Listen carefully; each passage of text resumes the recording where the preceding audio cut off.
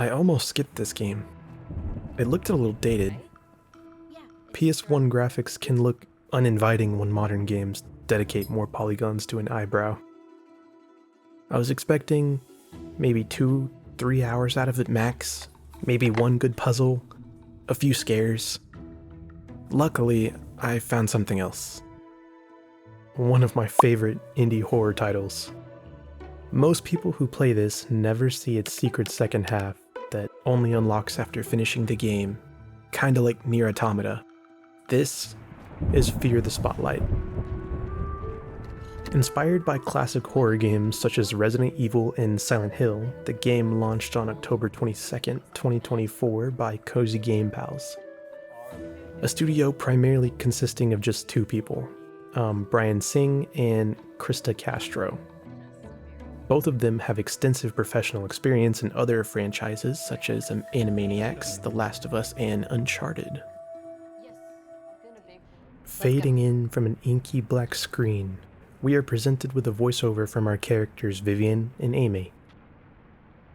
The game portrays itself as a game from a retro time with polygon wobble, CRT display, and ambient camera wobble.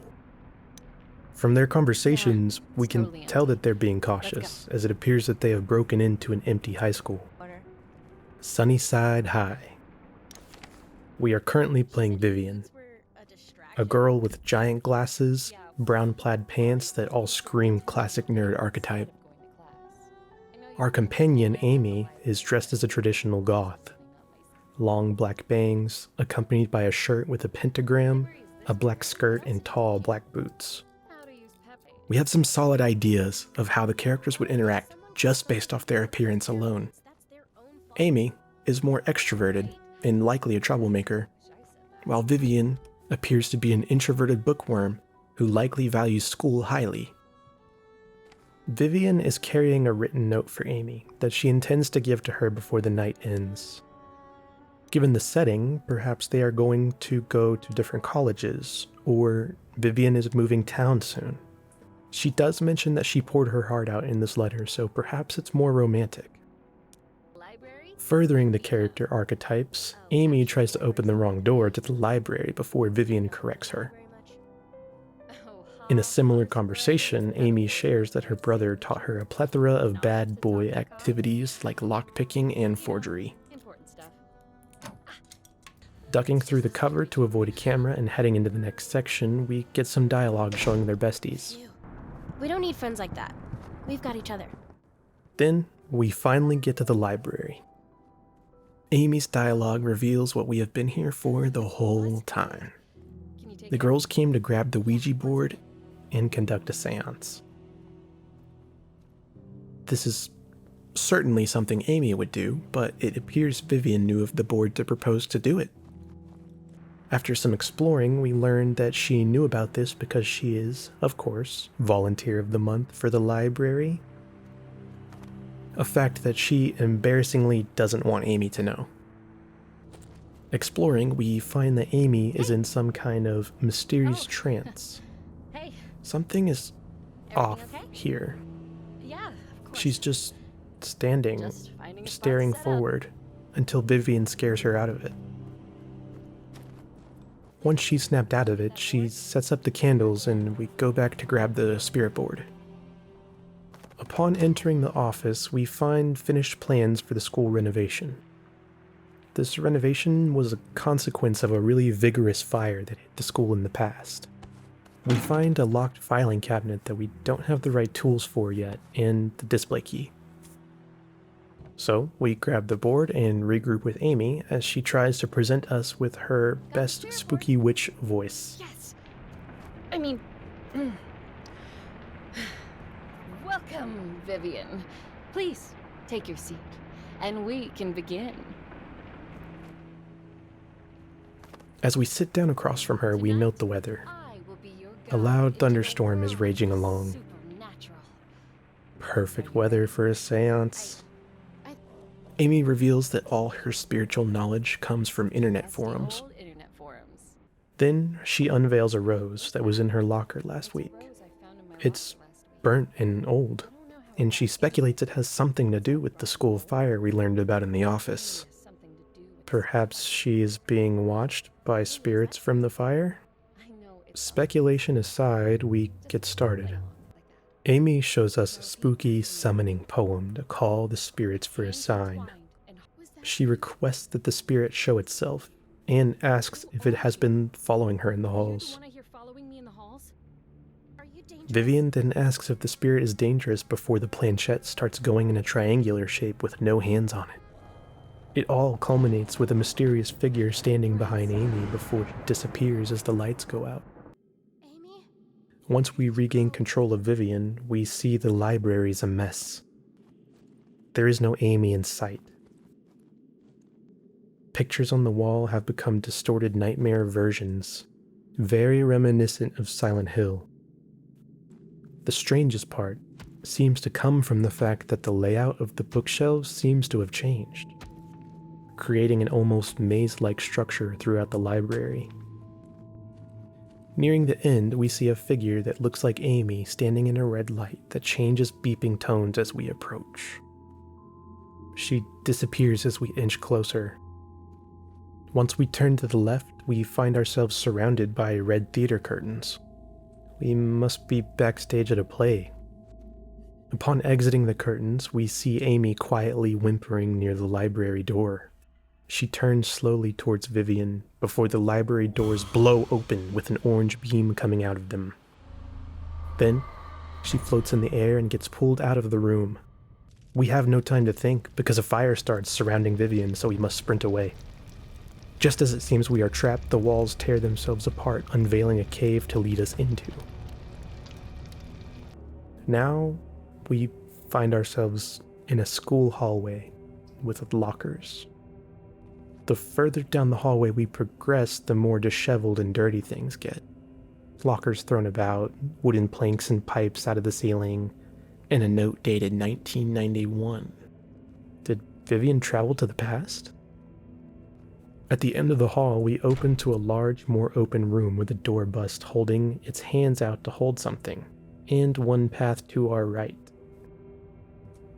Past the door, we can see a phone booth that Vivian could use to call Amy's cell phone. It was mentioned earlier that Vivian doesn't keep one. Turning to the path on the left, we see a poster for some tryouts with a rendition of Phantom of the Opera, a theatrical version of the classic novel from 1910, written by, I'm going to butcher this, Gaston Leroux. It's about a mysterious ghost that is haunting the opera, and primarily the two main characters, Christine and Raoul. We can touch on that a bit later, but keep that book in mind. Further exploring around, we are in some kind of locker room. The game leads us to a bright spot on the ground with some dirt in it. In it, some hands are holding a golden rose that looks really similar to the door bust we saw earlier. This is certainly what we need.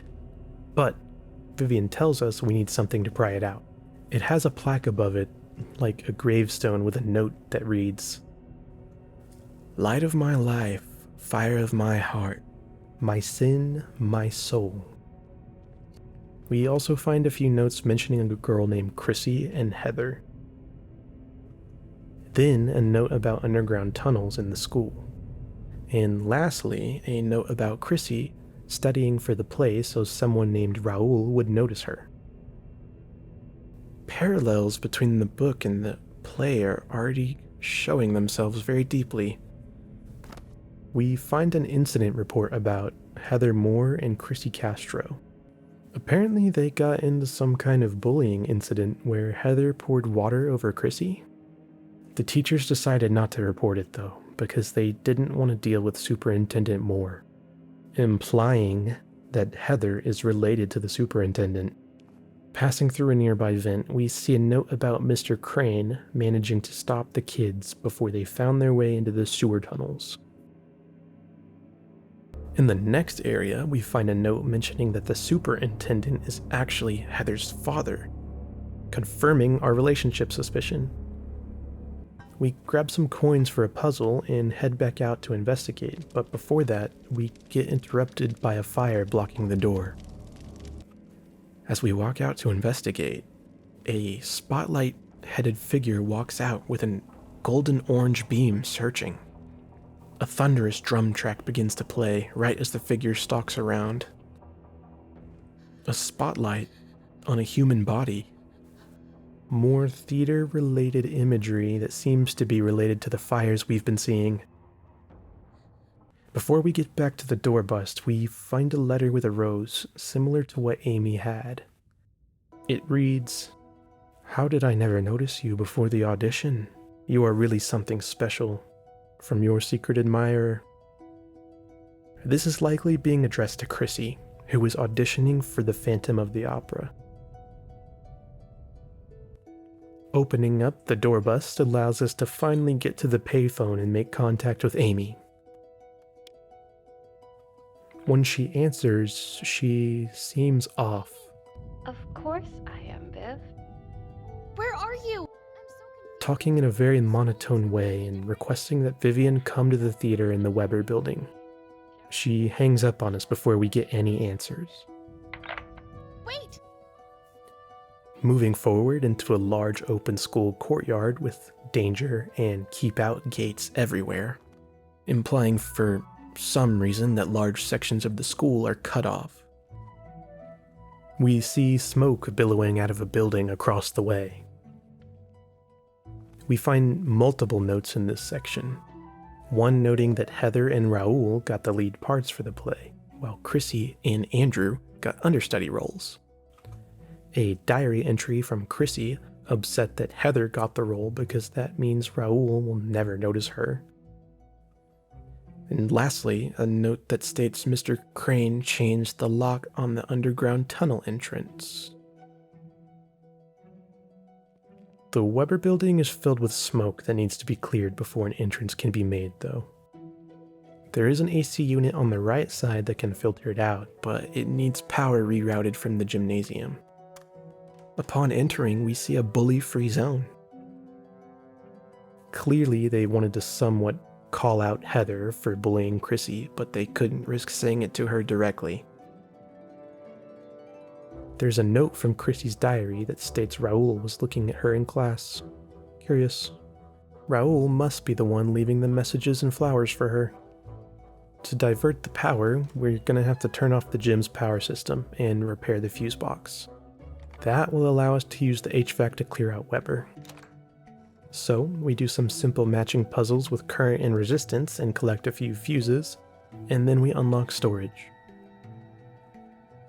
After unlocking the storage, it's extremely dark and hard to see. But at the end of the hallway, we see a flashlight. And a kid crying? Once you pick up the flashlight, it disappears. After crawling through a nearby vent into the bathroom, we see someone's legs under the stall. They bang on the door until we try to leave. And then, right as we turn around, the door slowly opens to unveil a key with nobody inside.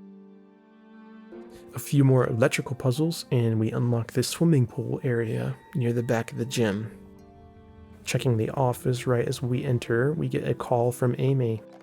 She claims to know about the sappy letter Vivian wrote her, this time confirming Vivian's romantic feelings for Amy. Do you really think I date you, Viv? She still sounds possessed. I know about that. There is a noteworthy message on the desk that tells us that Heather broke her leg on a diving board that was suspiciously slick. Draining the pool in the area leaves an inky abyss. It seems much larger than would make sense for the building's size. At the bottom there's a desk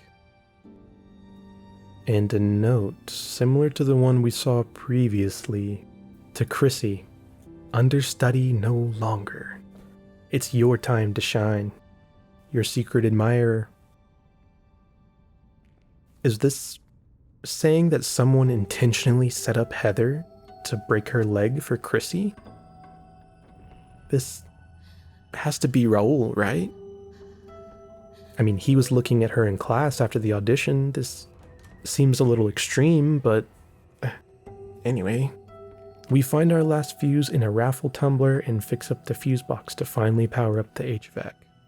However, when we walk out, we get a strange greeting. It's those black kid figures again. They don't seem malicious, but they're definitely creepy. You could say they've even been kind of helping with the flashlight.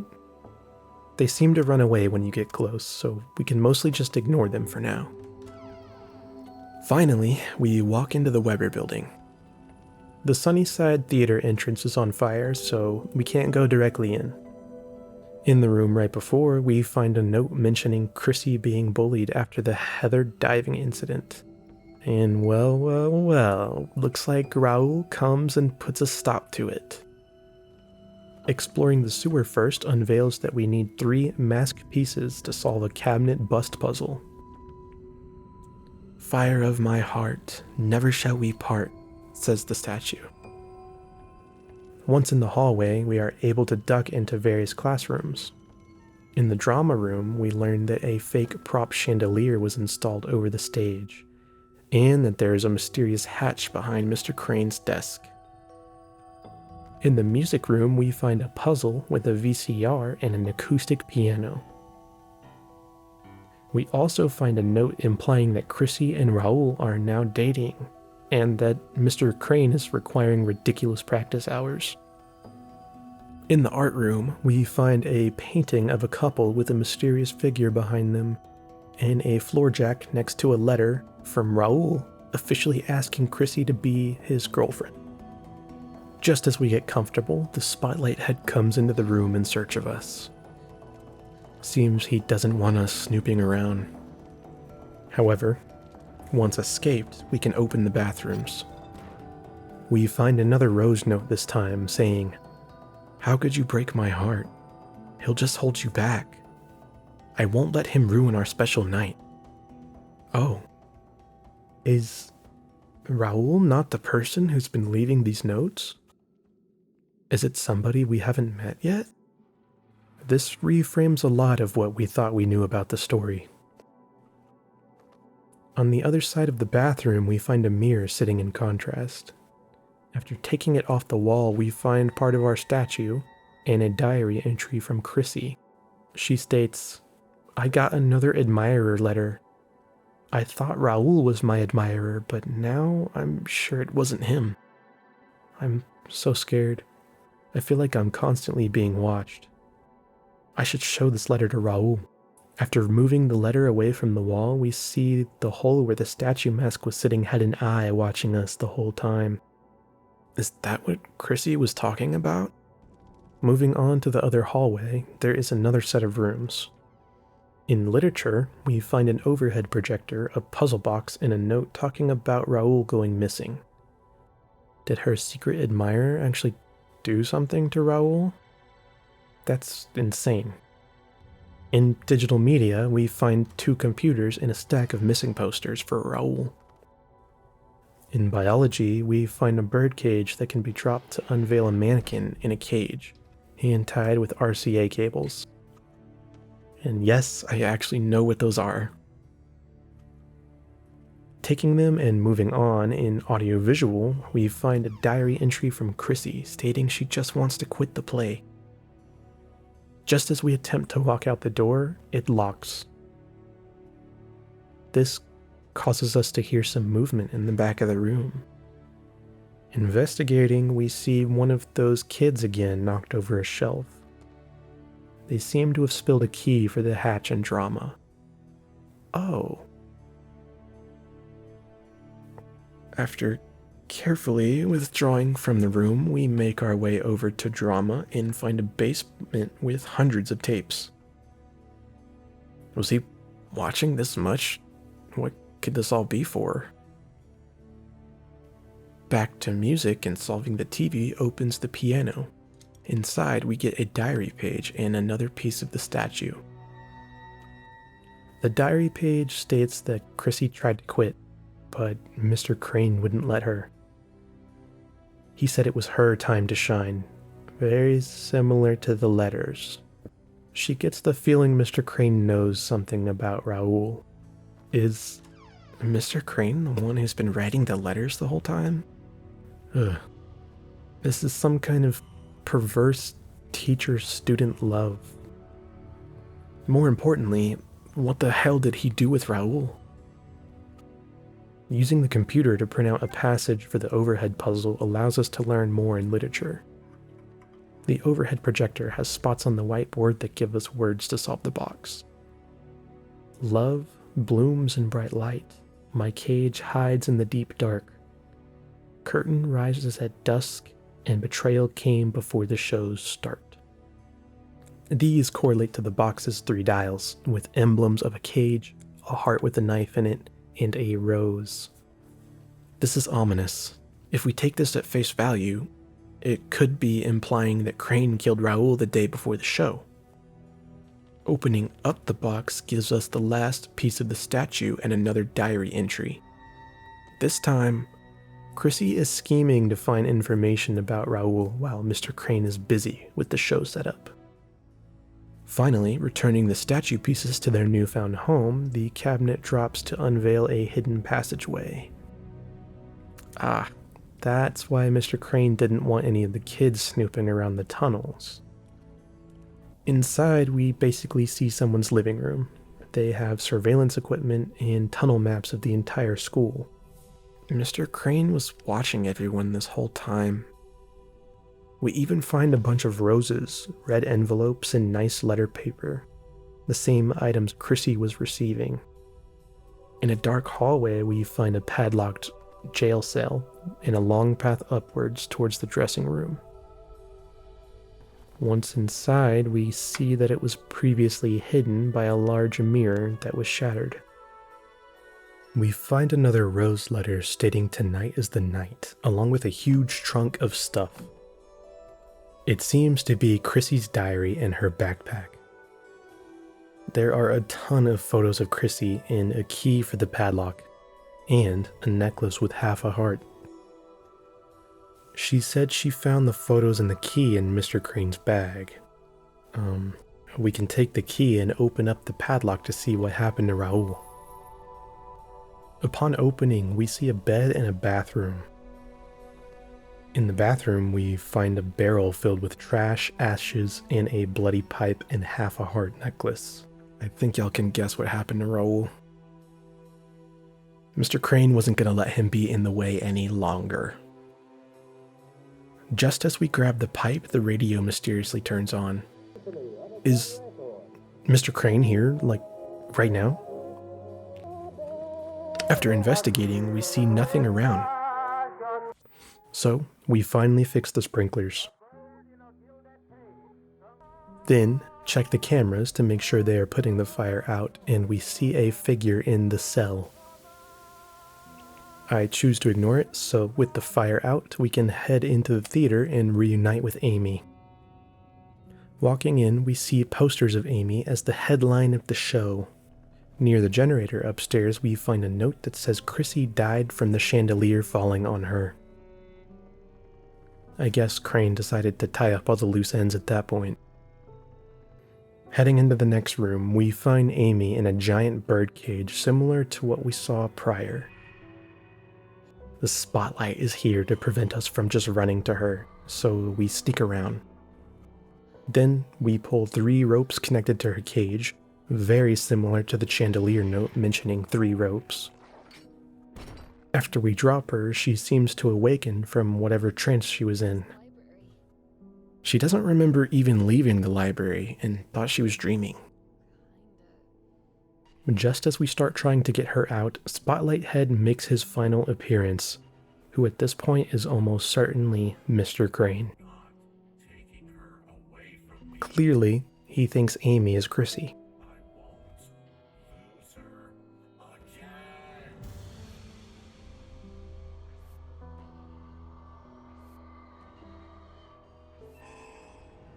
After defeating him, the cage fades away and the girls have to sprint away as the building begins to crumble around them. The space begins to unravel itself, seemingly surrounded by an inky void. As the girls awaken, they are both sitting in the library as if they never left. They talk about the crazy adventure they both survived. and then Amy gives us an inkling of what she went through and just mentions being scared. They share a tender moment with Vivian admitting to having a crush and Amy feeling the same. Now they gotta get the hell out of there. They agree to go watch a movie before Vivian interrupts the credits to go back to the library office to check the filing cabinet. I've got one more thing I want to do before we go. We crack it open and find our biggest lore drop. The teachers all knew about Mr. Crane killing 2 students and causing a fire, but they covered it up for the sake of keeping the school open. Surely, if this gets out, it would be a huge controversy. As Vivian turns to leave, however, a teacher is standing in the doorway. And that ends the game. Kind of. Remember, this video's about a secret second half. See, before the game, you only have to start the game. But once you've completed one playthrough, it unlocks a second half. It unlocks the Amy playthrough. It pretty much plays through the same events of the game, but from her perspective. You may be thinking, that sounds boring, but she was trapped in a trance most of the game. This means that we don't know what she saw, and most of her playthrough was denser story-wise. It takes place pretty much in just one location. Let's get into it. Amy's playthrough begins in the same position, just inside the entrance of the school. Amy has a cell phone, as mentioned earlier, which for her serves as a story delivery device that will unlock insight into her relationships while we explore. It's first used to show us her mom texting her about Vivian coming over. Amy gives short replies indicating frustration and a reluctance to communicate. The next difference arises when Amy gets spooked by something mysterious. The lights cut. There's a thick, almost foggy atmosphere. There's a figure just standing in the doorway in the back of the library. As we inch closer, Vivian calls out to us and everything returns to normal. We finally get to see this scene, but from her perspective. Next, during the seance, Vivian's chair gets replaced with the spotlight head before she mysteriously disappears. She explores around and finds Vivian in another chair, acting suspended or stuck. Then, we get a message on our phone from someone named June, demanding we come home. It's her brother, who she mentioned previously. Exploring more, we see more of the mysterious kids watching Amy. Replacing the spooky photos in the library is Amy's theater poster. This all culminates when Amy reaches the stage. It has a singular locker on it. Upon opening it, we see Chrissy's red backpack and various 1991 imagery. More importantly, we see another rose message. Come to where you belong. I'm waiting for you. After reading, we start having an alarming red ping in the entire zone. Behind us, the background changes with a sewer grate leading to home. This teleports us to the sewers, where someone is in a holding cell asking for help. Amy lockpicks it to free him before he disappears, and the door locks behind us. As she pounds on the door, she hears Vivian calling on the other side. Then, a regular door slides up to replace the previous one. When we peer through the peephole, we find the scene of Amy floating from her perspective. After the peephole, we find ourselves in the old Tanaka family home. Amy's childhood home. Some pictures on the wall show her parents, June, and herself. Further down the hall, we find a prayer altar for Amy's mother. This tells us that she's extremely religious. Once we arrive in the living room, we find a rated R movie that June got so they could watch it together. It was called Woman of the Black Waters. She looks very similar to Sadako from Ring. Amy mentions it gave her nightmares when she was young. Right after this, we get a text chain from June talking about the movie. It seems important. We also find a basement with an object that is staticky and changing shape. When interacted with, it returns to normal form, and it shows that it was a project that Vivian and Amy made together last semester. We then get a voicemail from Vivian. It shows how they became friends by working on the project. They bonded over everyone being mean. The game is going to place objects from various points in Amy's life to give story like this. There's a broken washing machine in the basement that June was trying to hook up a car battery to. This implies that the family was pretty poor at the time and couldn't afford electricity. Back upstairs on the porch, we learn that Amy doesn't remember her dad much and that he was a heavy smoker, heavily suggesting that he's also no longer around. In the backyard, there's a puzzle with little statues representing everyone close to her leaving. Using a hammer to hop into her mom's room allows us to uncover some notes. We learn that the utility company kept disconnecting their electricity. In the closet, we also learn that in 2005, Amy's parents got divorced, with their mom getting custody of both kids. Walking back out of the closet, we come face to face with a friend. It seems that Amy's fears have manifested in real life. In the kitchen, we find an MP3 player that Vivian and Amy used to bond over rock music that Amy made with her brother. This tells us how close her relationship was with June, as they literally made music together. Once we return all the altar items after some puzzles, we get another scene with the peephole. This time, it was Amy answering her phone in the dressing room. After this, we go upstairs. Just after cresting the top, we get another voicemail from Vivian. This time, Vivian offers to give Amy a ride home, but she hears something behind her. Likely Mr. Crane stalking her. She relents and just walks home. Walking around upstairs, we see a spotlight searching the scaffolds. In her dad's office, we find a bunch of albums. This suggests he likely inspired the children's love of music. We also find a computer with chat messages between him and someone named Erica. Amy's dad was cheating on his wife with someone, and his mistress seems to have convinced him to divorce. As we walk away, we get a text chain from June. He mentioned that their dad reached out to him, trying to talk. In Amy's room, we get a huge glimpse into her personality. Games, headphones, music everywhere. We even learn of her Wiccan tendencies and how her mom is mostly okay with them these days. This kind of highlights how her relationship with her mom isn't so one-dimensional as presented. Moving across the roof over to June's bathroom, we find Vivian's library keycard. This time, we hear on her voicemail that Vivian initially planned to make the Halloween display for Amy specifically. Notably, Amy recommends the spirit board.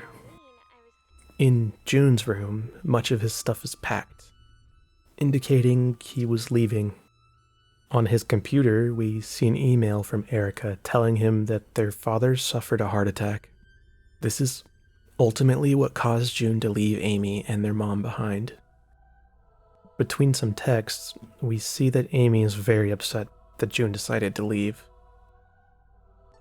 Amy decides to cut contact with June because of this. Continuing on to work on some of the puzzles, Amy eventually has to use 3 ropes to drop a spotlight off the ceiling. This is another reflection of how Amy's fears are showing up in the dreamlike state, because in Vivian's story, she's already in the birdcage. A pack of red and blue tarot cards let us start the tarot puzzle that gives a lot of interesting imagery. Blue cards represent positive concepts, and red cards represent negative or bold concepts. The cards are like a premonition or pass to what is occurring for Amy. Combining concepts leads to new cards. For example, yearning performer and seductive promise make seduced performer, meaning Chrissy is under the influence. Enigmatic mentor and sinister indulgence create sinister mentor, which means Crane abuses his position of power. Devastation and pure spirit create a devastated spirit. A card that shows that Amy is cracked like pottery, demonstrating her emotional state. Longing ally and daring gesture create daring ally. Just Vivian coming to save Amy. Sinister mentor and seduced performer create sinister performance. This represents how Crane trapped Amy. Daring ally and devastated spirit combine to daring spirit. This shows how Amy feels much stronger when she's with Vivian. Daring spirit and sinister performance finally create liberation. This represents the key out of the birdcage. She can push past her own emotional baggage with Vivian's help, which also frees the Chrissy doll. A nearby mirror shatters, and after entering, we find the rose that Amy had in her locker. Our voicemail this time tells us the girls plan to do the seance at school.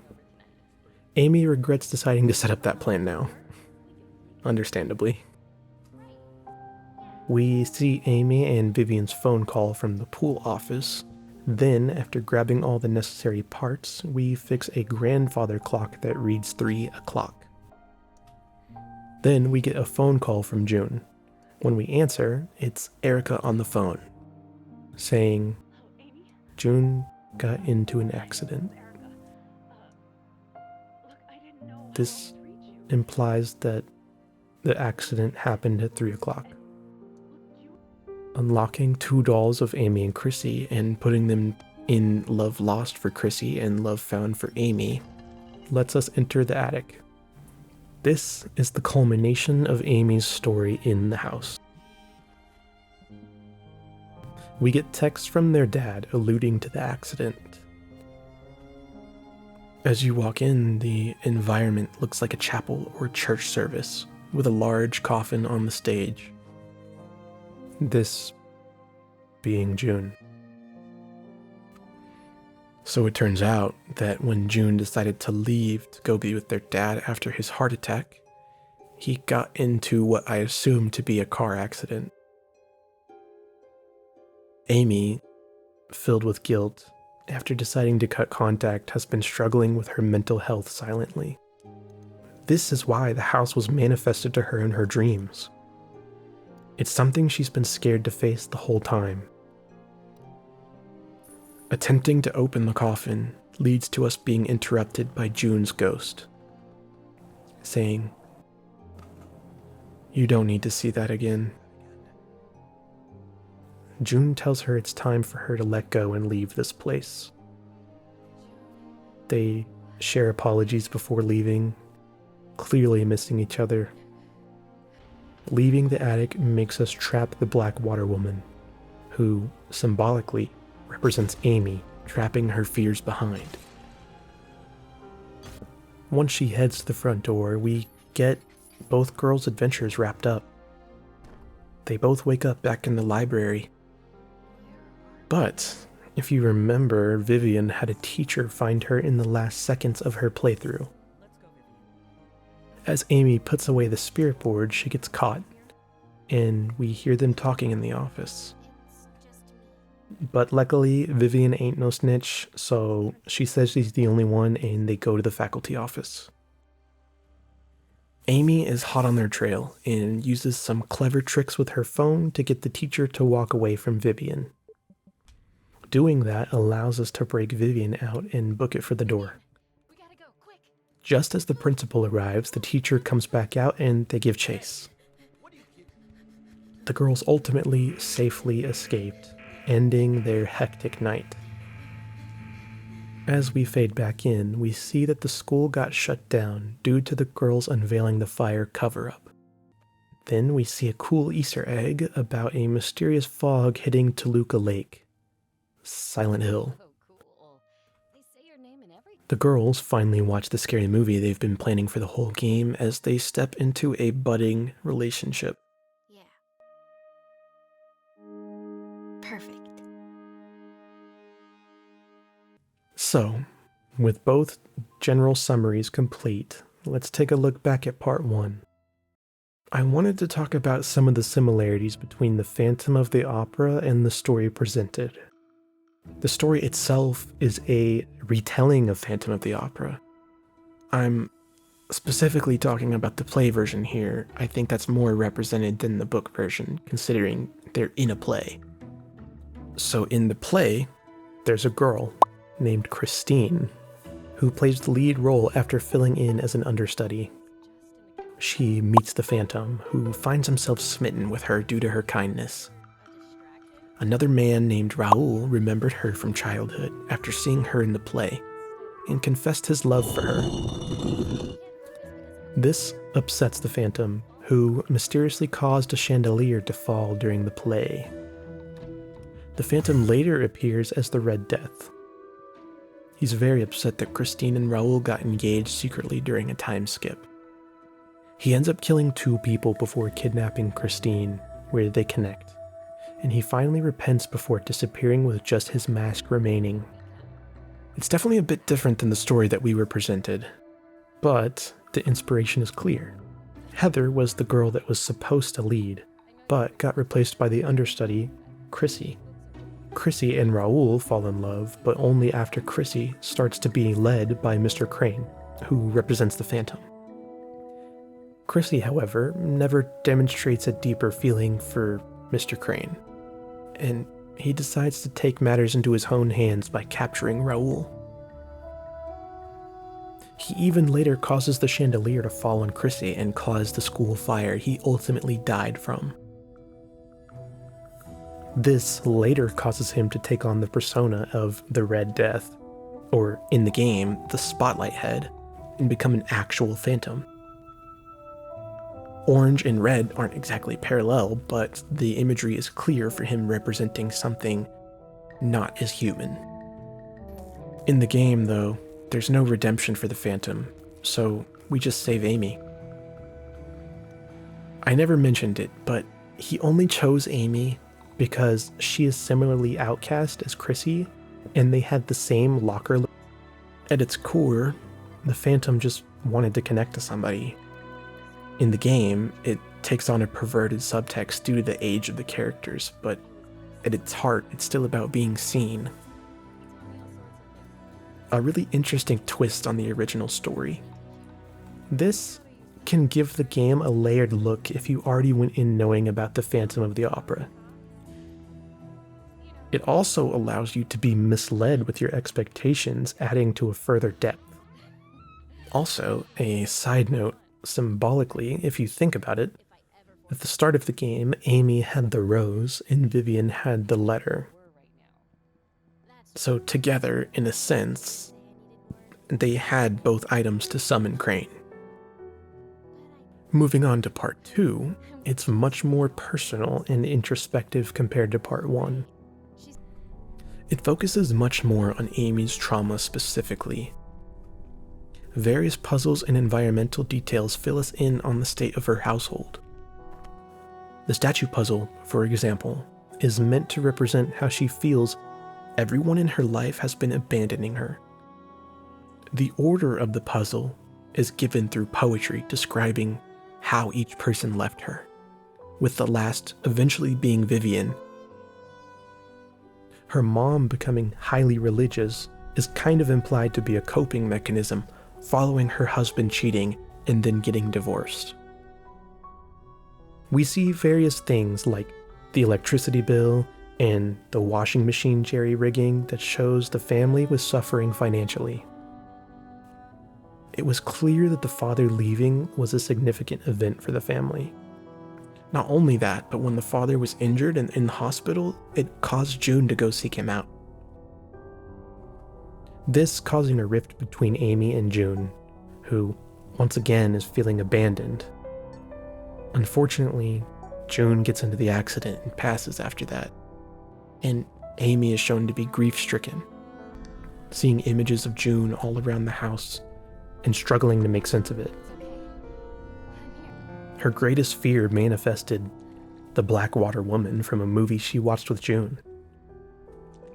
Her mother softens a little, shown by some of the dialogue, but she still feels alone. She still needs connection. It culminates with June's funeral in the attic.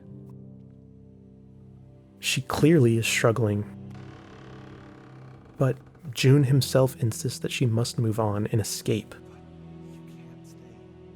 Assured by her brother, she finds the strength to escape and make her way out of the house.